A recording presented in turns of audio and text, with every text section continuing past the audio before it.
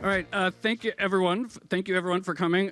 Just a real quick housekeeping note. So we are going to record a live episode of our show on stage. And as such, if you don't mind, try to keep cell phones off, movement to a minimum, moving in and out just because it all might get picked up. And as a reward, there will be drinks after the event. So thank you for coming. And shall we get started? Let's get started. All right. Hello and welcome to another episode of the Odd Lots podcast. I'm Joe Weisenthal. And I'm Tracy Alloway. Tracy, you know, that intro video they showed, we use our line, the perfect guest. But this week, of all weeks, we have a really good guest. Yeah, this week it's actually true. We're going to be talking crypto, actually, with someone who you wouldn't necessarily expect to be the perfect guest to discuss crypto. No, but he is. So obviously, this week we're recording it the same week after the SEC filed suit against both Coinbase and Binance. So we're going to be speaking with Ben McKenzie, a well-known actor and the author of the forthcoming book, Easy Money, Cryptocurrency, Casino Capitalism, and the Golden Age of Fraud. Ben, thank you so much for joining us. How did you arrange that, sort of like from a PR standpoint, that you got the government to file suits against Coinbase and Binance as a lead up to your book? That was very well done. Yeah. I had nothing to do with it, but I'm very grateful. And if they could just hold off on any DOJ pending action until just wait until July 18th, that would July 18th. Okay. That'd be wonderful. You're going to have to keep rewriting the epilogue, I think. Well, why don't I ask the obvious question, which is how does an actor get into the profession or hobby of investigating cryptocurrencies? Sure. There's a longer answer. The shorter answer is a sort of a mini midlife crisis, it was the fall of 2020. It was the height of the pandemic. And I came down with a serious case of FOMO. I saw all these knuckleheads getting rich, and I thought, hey, maybe I should, try to get rich as well. In a roundabout way, that led me to crypto. A very good friend of mine who, in my 20s, encouraged me to invest in a obscure medical device company and that was going to create synthetic blood, and it was going to make a ton of money. A random guy at a wedding had assured him so, and so we definitely needed to invest in this. I put money into it and promptly lost almost all of it. Might have been a penny stock pump and dump. Anyway, that same friend came back to me in 2021 and said, "You got to buy Bitcoin." And I thought, I wonder, what is this cryptocurrency stuff? So I have a degree in economics from the University of Virginia. It's about 20 years old. So I dusted that off. And I ended up writing this book. So as to why I'm here, I would say the book is really about money and lying, right? And I know about money because I have an econ degree and I made a little bit of in 2 decades of show business. But I know about lying because I'm an actor and I do it for a living. And so when cryptocurrencies were calling themselves currencies, the first thing I bumped up on was the word. As an actor and a storyteller, words are tools, and they can be used for a variety of purposes. Some of them are honorable and some of them not. And although Bitcoin, of course, was intended to be a currency, that was the intention, supposedly, of Satoshi Nakamoto, it had never really functioned that way, right? And it certainly wasn't functioning that way in 2020, 2021 at the height of the mania. So that's where I started. Like, if these aren't currencies, so what are they? So the friend came, and you already had this view, okay, this is the guy who lost you a bunch of money. And so rather than, because you said you had FOMO, so a lot of people, like, they just went out and bought. Yeah. And your first instinct was like, brush off the old economics books. So But where did you, so you didn't, like, plow your money into crypto at the top. No. But that's still, like, how did you sort of begin your exploration of this industry? Sure. Well, I read a lot of. So first, I needed to understand, like, okay, where were we? And in 2021, I very quickly came to the conclusion we were in a bubble. A fairly obvious bubble, perhaps in retrospect. But the book is called Easy Money, not just because of this fake money called cryptocurrency, but also because of the easy money policies that have been around since the GFC and that went nuts. During the response to the pandemic. Right? Trillions of dollars jumped into the economy, and by the time I was thinking about entering the market, everything had gone crazy. So I took Gary Gensler, the head of the SET. He taught this course at MIT on blockchain and crypto, and it was available for free online. And again, I had a lot of time on my hands, so I took that. I read a bunch. and I was stuck with the feeling that, so fraud, historically speaking, runs rampant during easy money times, during bubble times, for fairly obvious reasons, right? When there's easy access to money and credit, people speculate wildly in search of high returns. Some of those, innovative technologies are truly innovative, and people make a ton of money, but some of them are fraud. Charles Kindleberger's studied this, extensively. And so I felt like there probably was a lot of fraud, and that became kind of a pandemic hobby of mine, betting against fraudulent companies and stuff like that. And around that same time, my friend Dave came to me and said, Bitcoin is the bee's knees. And I was troubled by Bitcoin and crypto because it was everywhere, and the celebrities were selling it, and it was, the Super Bowl was going to feature it heavily. And I thought, look, if I'm right, and maybe I wasn't, if I'm right, this is something like the biggest Ponzi scheme in history. That troubled me. So I was actually reading my daughter The Emperor's New Clothes. Daughter is, it sounds made up, and I was probably intending, like I was like, but I did see it on the shelf, and it did happen organically. She was 6 at the time.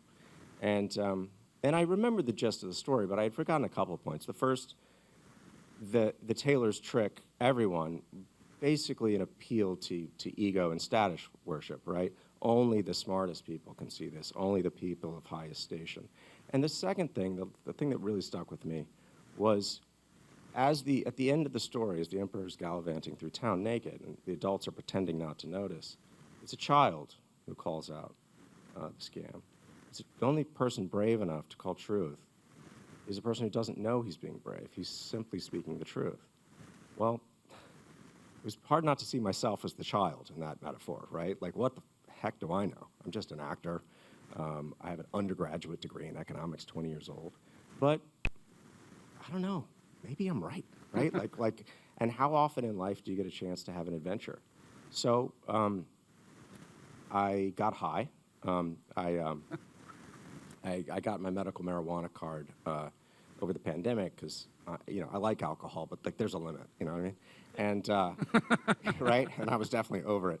And so I got high, and I was like, well, I should write a book about... It's really retro that anyone would go to now that they literally sell it everywhere on the street. Yeah, I know. That someone would go to the effort of getting a card. No, I'm such a goody two-shoes, right? I have my card, and I overpay for my marijuana.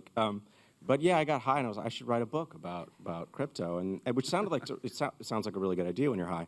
The next morning, sober, I realized I didn't know how to write a book, so I got high again, and I realized this journalist, Jacob Silverman, had written an article that I really found quite funny. It was called "Even Donald Trump Knows Bitcoin is a Scam," which was basically Trump didn't really criticize crypto until he left office, and then he was like, "It's a scam." It brought together a couple things I've been thinking about, golden age of fraud and all that. So I summoned the courage to DM him on Twitter, as you do. I realized he lived in Brooklyn, and took him to drinks and said, hey, what if we write a book that I don't know how to write about events that haven't happened yet? And he was going on parental leave, and he foolishly agreed. So we're off to the... I love that during the depths of the pandemic, while other people were getting high and baking sourdough bread or watching Tiger King, you were like, I'm going to launch an all-out investigation into the cryptocurrency market. Well, I'm a weird guy. You touched on the easy money aspect of it and also the FOMO, but can you talk a little bit more about what is it that makes cryptocurrencies so attractive to so many people, and particularly one segment of the population, it seems, which would be young men? What is the attraction there? Well, that's a great question. So I kind of look at, as a storyteller, I became fascinated by Robert Shiller's work, right? The Nobel Prize-winning economist who's talked about how economic narratives form and their response to real events, right? And so the Bitcoin white paper's release in October of 2008 was at the height of the subprime crisis, and there was an understandable mistrust of legacy financial institutions, banks, all that. Banks were even more unpopular than they often are, and so the timing was perfect to set in motion the notion of a theoretically peer-to-peer currency. It didn't really work. It never didn't take off for a while. But I think, to sort of, I guess to back up, the reason that I think crypto appealed to so many people in so many different ways and so many different types of people, 40 million Americans bought crypto, is that they could kind of see anything in it that they wanted to, right? I mean, on one level, it's very simple. It's a get-rich-quick scheme. But on another, the people that were interested in sort of like libertarian politics could do that. The people that wanted to build, it was marketed as a generational wealth builder. It was marketed as a way to unbank the bank the unbanked. So Also the next big thing on Wall Street at the same time. exactly. Well, it was marketed as the future of money, and all you needed to invest in the future of money was the willingness to part with the current version of it. So it had a very broad, which was also one of the reasons why I was so skeptical of its authenticity, was that how can it be all of these different things at the same time? And yet, of course, it wasn't a currency, so then what the heck was it? Well, it seemed like an investment, right? I mean, people were putting real money into it, hoping to make real money off of it. That sounds like an investment contract to me.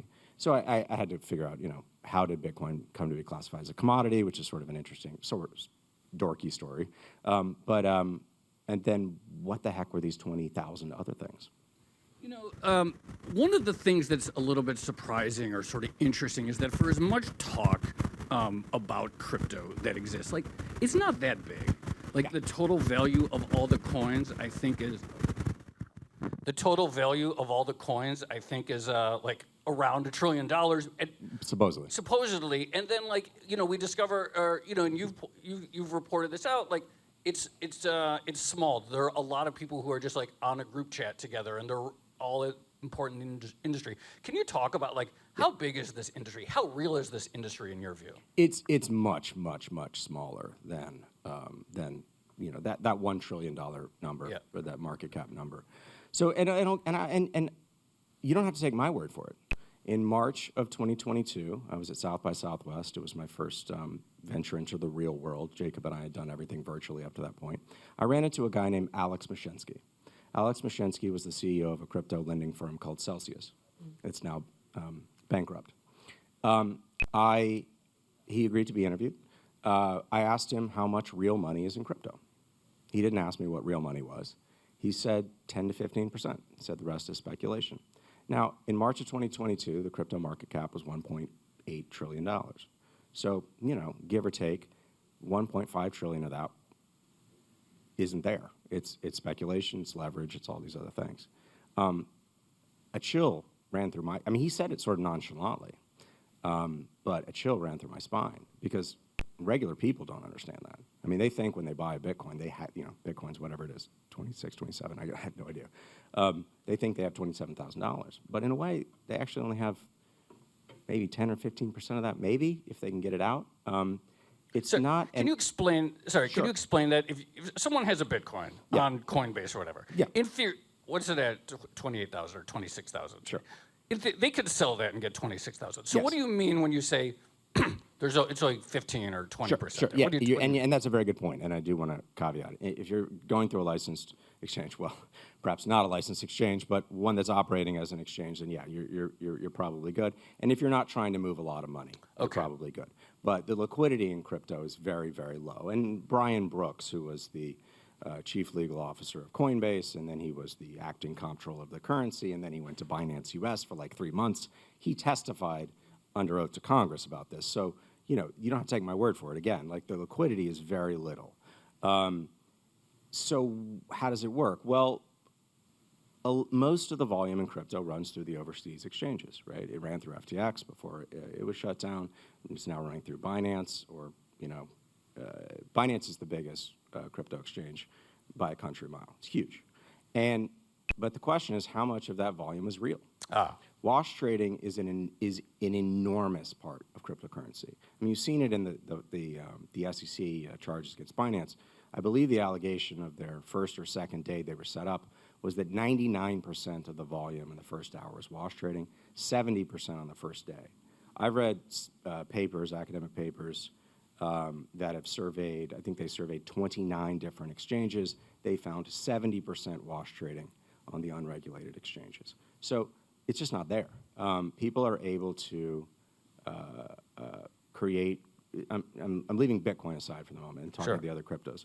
People are able to create as much crypto as they want. That allows you, if you can borrow against it, to create as much leverage as you want. When I testified to Congress in December, Professor Hillary Allen, professor of American University, was on the other side with me, testifying alongside me. She wrote a paper in February of 2022, so just a few months before crypto kind of fell apart. And she compared the dynamics of crypto to the subprime crisis. And they're very, very similar in many ways. Leverage, complexity, rigidity, plus a bank run equals a crash. The difference is, in crypto, the leverage is unlimited because you can print as much crypto as you want. The complexity is similar. All of these things are so complicated, at least theoretically, right? Staking pools and protocols and smart contracts and blah, blah, blah, blah, blah. The rigidity is even worse because of the things like the smart contracts and even the code itself. It's irreversible. It only moves in one direction. So it's a blockchain that can be added to but never subtracted from. So when FIT hits the shan, there's nothing you can do. It just blows up. And if you combine that with criminal activity, a lot of people lose a lot of money, but not as much money as is claimed.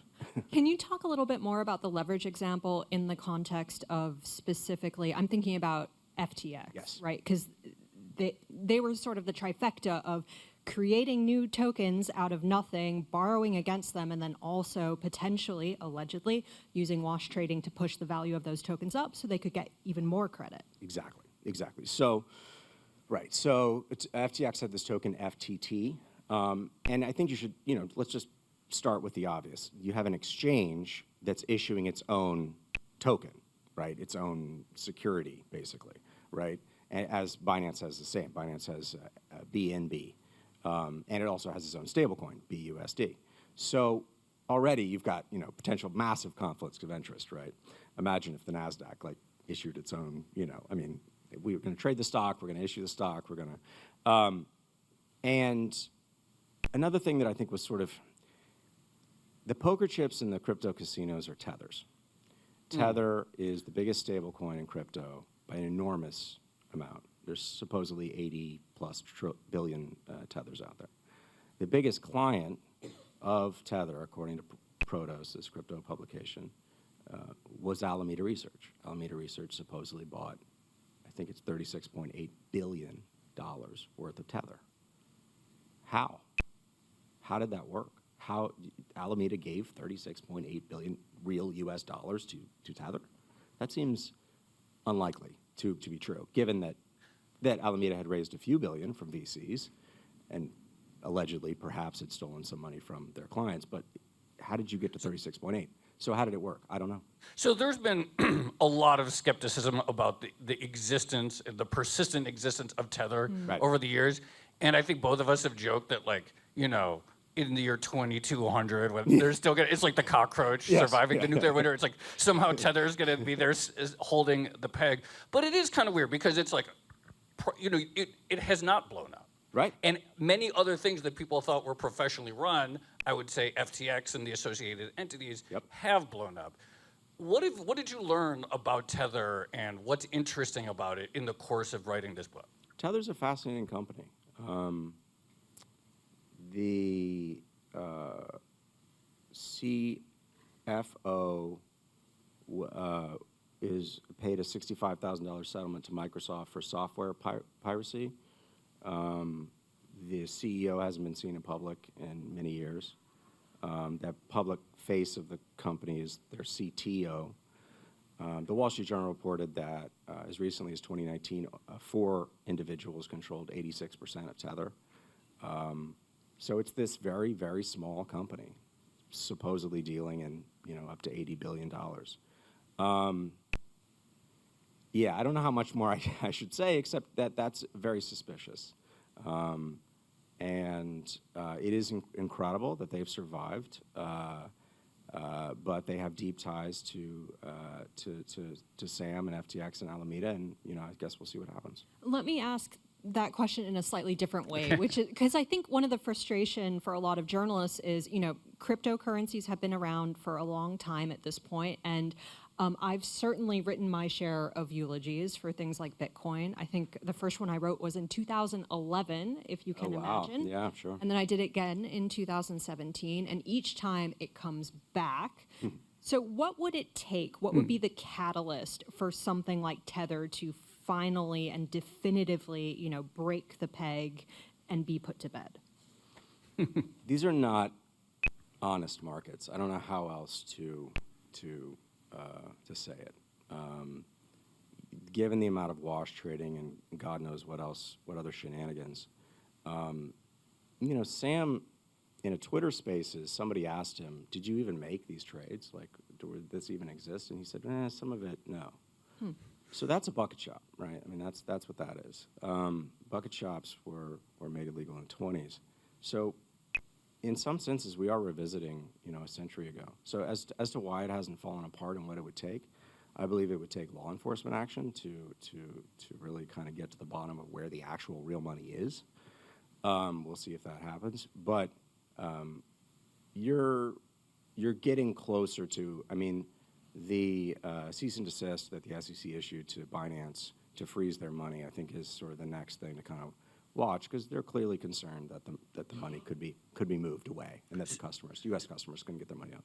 So again, we started this conversation by noting the timing this week of what is Binance? Where did this, it's obviously massive and there's been a lot of reporting on it, but in terms of like how you studied the company in your book, like what is it that gave it that just like such an extraordinary footprint in the global market? How did it establish this? And how crucial is it to like all of the, these fake prices, the prices that exist on Binance? It's absolutely crucial. Binance, I don't know today, but I believe actually it's still over half of the volume in crypto is spot volume trades through Binance. I think it's been as much as I believe 70%. So it's just absolutely massive, just dwarfs every other exchange.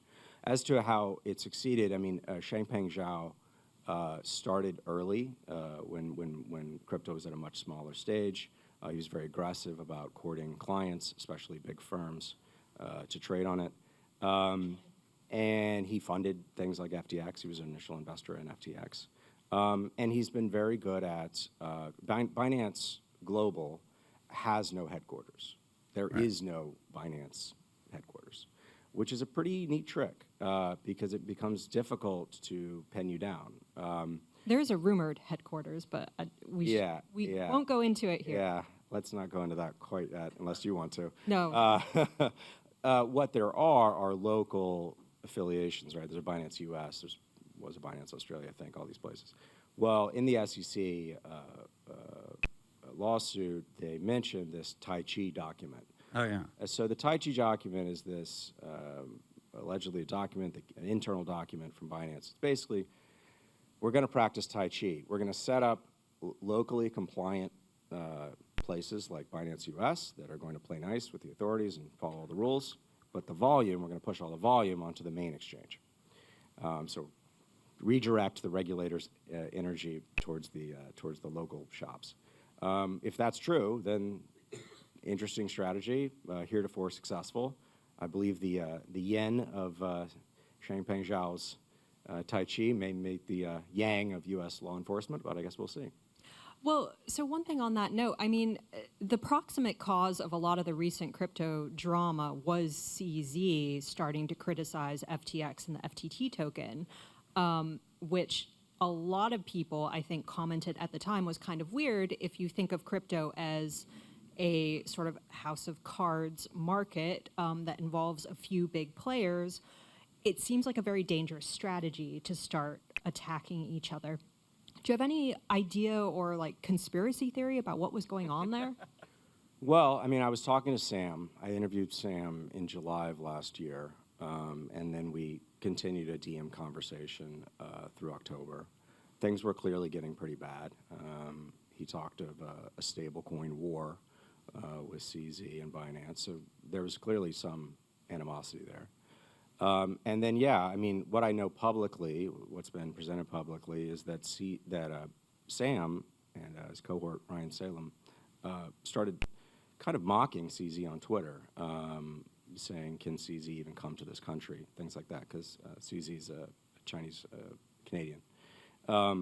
Pretty bold strategy. And then the balance sheet of Alameda leaked, was reported by CoinDesk, and it was, you know, can I say shit show on the, yeah, okay, it was a shit show. And CZ had this chip, which is that he had a lot of the FTT token. Sam had tried to separate himself from CZ. I think they filed over a license in Malta that's allegedly that CZ didn't want to fill out the paperwork or something. It's like, you don't want to fill out the paperwork in Malta. Anyway, they couldn't pay him real money, so they gave him some, I think, but he was mainly paid out in FTT, which gave him this chip to play, right? If he has a lot of the supply. So all of a sudden there was a run on FTT. Sam's cohort, Caroline Ellison, tried to stop the bleeding by saying, we'll buy all of the FTT you want at this price. And CC said, no, let the market play out. And it collapsed in spectacular fashion. And then there was this brief moment where CZ considered buying the company in a non-binding letter of intent, which, of course, was immediately transformed by certain members of the media into, he was definitely going to buy the company. But, of course, it's a non-binding letter of intent. So 12 hours later, he said, no, I'm good. What was your take? What was your takeaway from interviewing Sam, obviously prior to the events of November? Like, what were your interactions with him like? Well, our interview in person was interesting. It was July 20th, 2022. It was at a Midtown, a hotel in Midtown, right around here. At the time, crypto had done its sort of first crash, the May crash of Terra Luna. So it was seemingly on life support, but Sam was the golden boy, right? Sam was, spending a lot of money on Capitol Hill.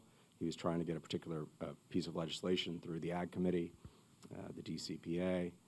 He was meeting with the CFTC commissioner. I believe he met with him at least 10 times. And he was being called the JP Morgan of crypto by none other than Anthony Scaramucci, the Booch, with whom he had a business relationship. Anyway, and he was going to buy up. The JP Morgan reference is reference to 1907 when JP Morgan and his pals had to come in and kind of rescue the financial system from collapse. He was going to come in and buy all these companies that were failing, right, like Celsius and BlockFi and all these companies. So that was the circumstance under which I interviewed him. Boy, I'll put it this way. The chapter devoted to that interview is entitled, The Emperor is Butt-Ass Naked. So it was weird. It was really weird because I asked him some questions. I wanted to understand how he could explain cryptocurrency as what good it did. I found that answer very unsatisfying. He said he kind of tried to duck it, and then he went into remittances or sending payments between borders. I had just come from El Salvador, the only country in the world trying to use crypto as real money. El Salvador's economy, the foundation, I would argue, of El Salvador's economy is remittances. A quarter of the El Salvadoran economy is people of Salvadorian descent who live in the United States, 2 to 3 million of them, sending money home. So the government had, for reasons that we could go into in another question, had decided to set up a system, Chivo wallet, and it was suddenly going to, bring in tourists, but it was going to be a way for the Salvadoran people to profit by, or to not spend money on MoneyGram and Western Union traditional services, and it was going to be this huge boon to the economy. Well, nobody used it. It was a failure. It was a complete failure. For a lot of the reasons that plague crypto more broadly. The system didn't work. The Chivo system just malfunctioned all the time. People got defrauded. People lost their money. And so they decided they would rather stick with traditional services. So according to the government's own figures, less than 2% of remittances use this system. So I just come from there, and he's saying it's remittances. And I'm saying, Sam, baloney, BS. And then we went round, and when I came back to that same question, because the question was, give me one company. Just give me one company. Give me one company that's doing anything of productive value, just tell me. And he eventually told me Solana. Well, Solana was known as one of Sam's coins because he owned a lot of it. I think it was like $1 billion worth of it when they went kablooey. Did he really believe in Solana, or was he trying to pump his back? Like, what was that? Also, Solana has the unfortunate tendency to shut down. It just stops working. I think it stopped working at least a dozen times over the course of its history. So that I found those answers very unsatisfying. You can't give me one company that's of any use in your industry. So there was those questions, and then there were questions about his donations. Probably the most nervous I think he got was, seemingly, was when he wanted to talk about his effective altruism. He was going to give his money away, pandemic preparedness, all that stuff. I said, how much money have you given to that stuff? He said, 50 to 100 million. I said, okay. How much have you given to politicians? And he froze. And he turned in his seat and did all this stuff. And, you know, he's kind of a twitchy guy, and I get that. He's got ADD. I'm not trying to. But, like, it was weird, and he wouldn't tell me. And at the time, I'm thinking, this is really strange because this information is public, right? Like, I mean, we know he gave $40 million to Biden. We know his cohort gave $23 million to the Republicans. Like, why doesn't he just? And now, you know, what's alleged is that he was running a $93 million straw donor scheme. So maybe, I don't know, maybe that was why. It was a really bizarre interview. It was really one of the most strange hours of my life. We've had our own weird interview with Well, that's right. Sam. Yes. Well, that was very informative. So, I mean, if you don't mind, I'm just going to, you know, so in the spring of that year, he had been on your podcast with Matt Levine, and he talked about, I believe it was magic boxes out of which money comes. The question was, how does yield farming work? Right. And we were expecting a technical answer of, you know, oh, there's this protocol Greek and then letters. this protocol. Yes.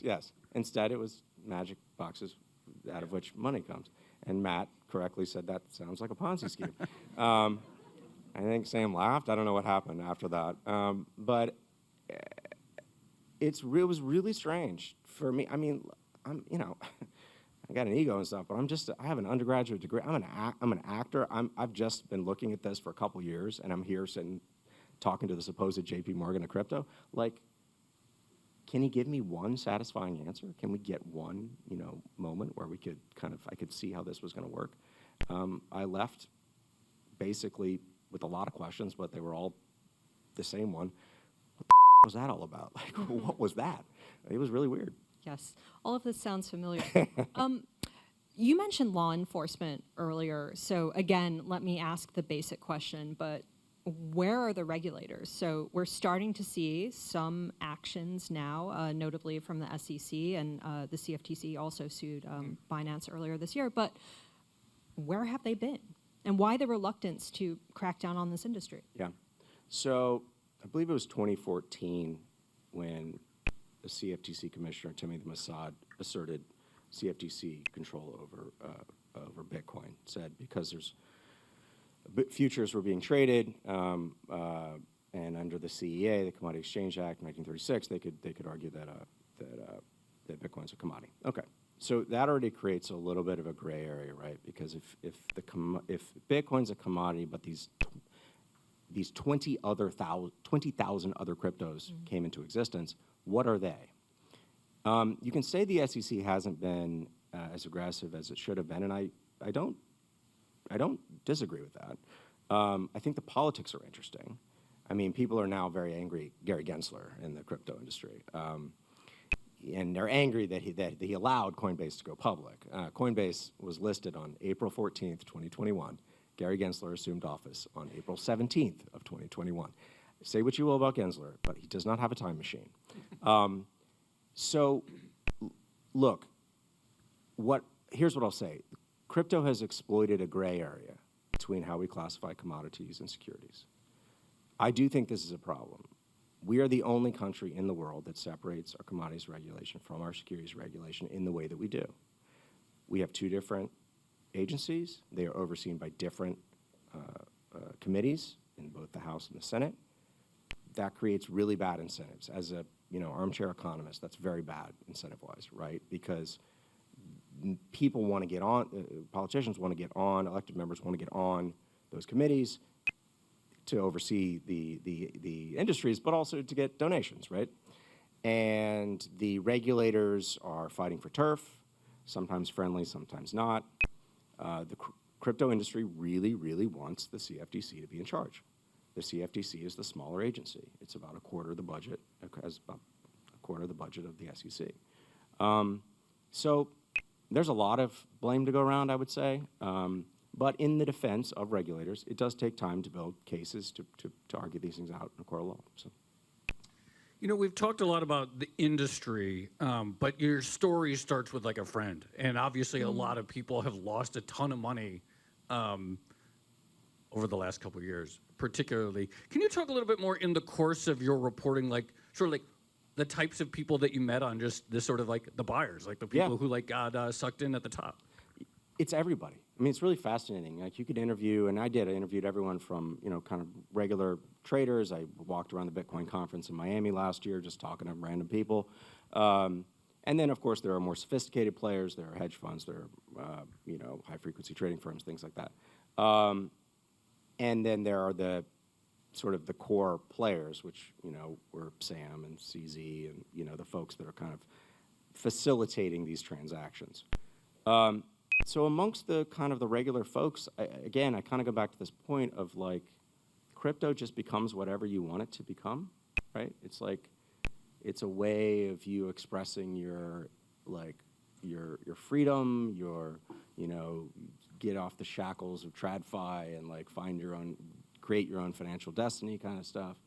And I get that. That is such an intoxicating sales pitch. That's why Schiller talks about these narratives and how powerful they can be and how difficult they are to, he compares them to viruses. You know, it's sort of, you have to study the epidemiology of them, and we kind of have to, you know, reach herd immunity here, which I think we kind of are getting to now in crypto. But it's also very sad because I tell a story at the end of the book about a particular case. It's pretty rough. But you are also getting into gambling addiction. I mean, let's be honest. It's young men. 42% of men 18 to 29 have purchased, used, bought cryptocurrency. That's a big number. I mean, almost half. It's gamified, right? The apps are. It's very similar-ish to Robinhood, but unregulated. And it's easy to hide from friends and family. I mean, gambling addiction. We talked to some gambling experts for this, and they told us that it's a husband and wife. They run a boutique firm in Brooklyn, but that services a lot of Wall Street clients, and so they're treating all kinds of addictions. But they saw a trickle during the last craze of 2018, 2017, but they saw a tsunami recently. It's just, and it was all men under 40.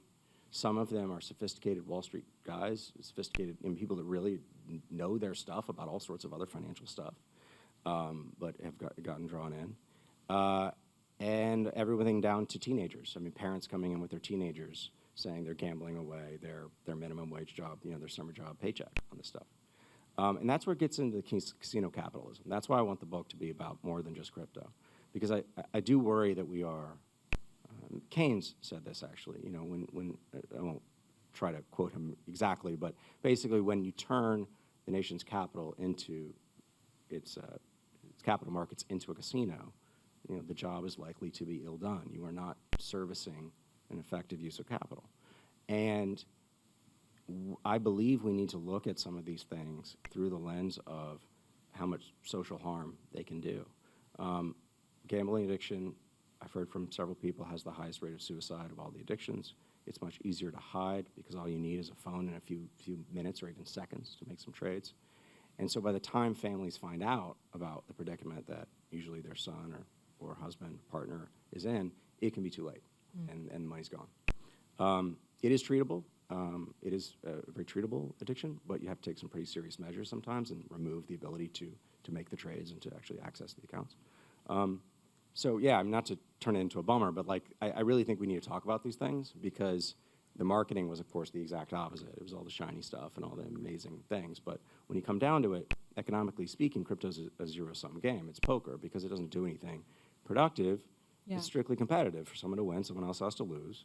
But it's not a fair game. You're not playing you're not playing in Vegas now. You're playing in Vegas in the 50s when the mafia ran it. You know what I mean? And unlike Vegas, where there's entertainment value, you can get comp some drinks, have a dinner, see a show. You know, crypto's like Vegas without the drinks, the dinner, or the show. So you're gonna lose. You know, you're gonna lose. 99% of people are gonna lose. In the book, you actually talk quite a bit about the overlap between online poker and crypto, and you almost draw a connection between the end of online poker and the beginning of Bitcoin. Talk to us more about the overlap that you see there. Sure. So in the original code that became the Bitcoin white paper code, there's a poker lobby. So whoever Satoshi Nakamoto was, whoever they are, we do know they were interested in poker. At the time, similar time to when the Bitcoin white paper came out, online poker was about to get crushed. It had moved overseas. All these online poker rooms had been set up, and eventually the government got around to shutting them down on what's become famous as Black Friday and online poker, and it was because they were cheating their customers. There's a company called Ultimate Bet that had a secret God mode where insiders could see the other players' cards. The compliance officer for the holding company, Scapsa, of Ultimate Bet, is a guy named Stuart Hoegner. He's now Tether's general counsel. Daniel Friedberg also worked at Scapsa. He was FTX's lawyer. I think he then became their chief regulatory officer or something like that. Interesting. Where were the signs? Where were the signs? There are really strong parallels. So maybe Bitcoin was set up to be this emancipatory new form of peer-to-peer currency, or maybe it was literally online gambling 2.0, a way of moving money overseas and using it to facilitate gambling. One thing that you've talked about, and I think there's probably been other cases like this, but there's been a lot of peer pressure in crypto. It's like people telling their friend, it's like, you got to get into it. Well, your friend, or just being told online, have fun staying poor. Yeah. If you don't, they tried that line on me. That line doesn't work. Didn't quite work. But that wasn't there in like online poker, like that degree to which like the sort of like crowd whips its own members into a frenzy. Yeah, and that's where I think you get into a multi-level marketing scheme. The abuse of language is similar. The way that they're sort of twisting words and trying to create a pressure-filled environment where you feel like, FOMO, you're going to miss out. If you don't invest now, really quick, you got to really quickly invest in the future of money because otherwise you're not going to get in there, which is bizarre. But those tactics are very similar. And I would say, here's the thing that's a big tell to me. The use of the word community. The use of the word community is just fascinating. You're not an investor. You're not a client or a sucker. You're a member of a community. You're going to be reborn to the land of the free. Strange to characterize a financial relationship, especially with people you don't even know, right? I mean, so much of this stuff is done online and through pseudonymous accounts. That's your community? I'm not saying people don't find community. What's interesting is some of the strongest communities I've found are the participants in the class action lawsuits against companies that have allegedly defrauded them, because they're bound by the fact that they had a similar experience where they had a lot of high hopes and then they were let down. It is true. No one talks about the community of like T-bill investors. Yeah, exactly. It's not really a thing. Let me ask a devil's advocate question. But we've been talking about cryptocurrency mostly as a monolith. We did touch on the narrative flexibility around Bitcoin. So the idea that it can be many things to many people all at once. One of the things that it seems to be now, or at least there are some people pushing the story, is the anti-crypto. So if you lost money in, some random coin because of a centralized exchange that did something bad, you should buy Bitcoin because it's truly decentralized and only you have access to it in your cold storage wallet or whatever. How valid do you think that argument is? So you're saying you need to be more pure.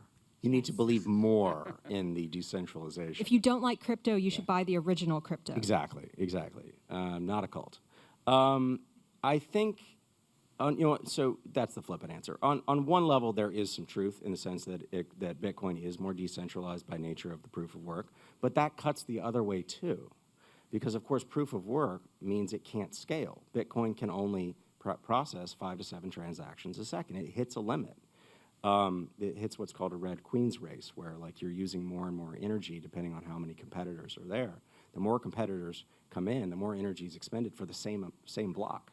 So it's like what the queen says to Alice, right? You got to run twice as fast to get anywhere. It also, because of that energy usage, it has an environmental problem.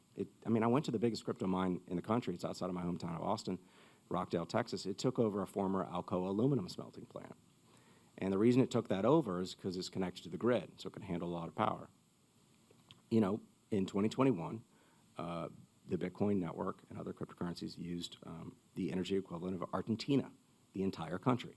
That's a problem if you view it, as I do, as a zero-sum game. It's not doing anything productive, and yet you're using a lot of energy. So on one level, you could make the argument, oh, you're more pure, you're more decentralized. But in terms of stepping back for the rest of us, why should it at least not be taxed at an extraordinary level?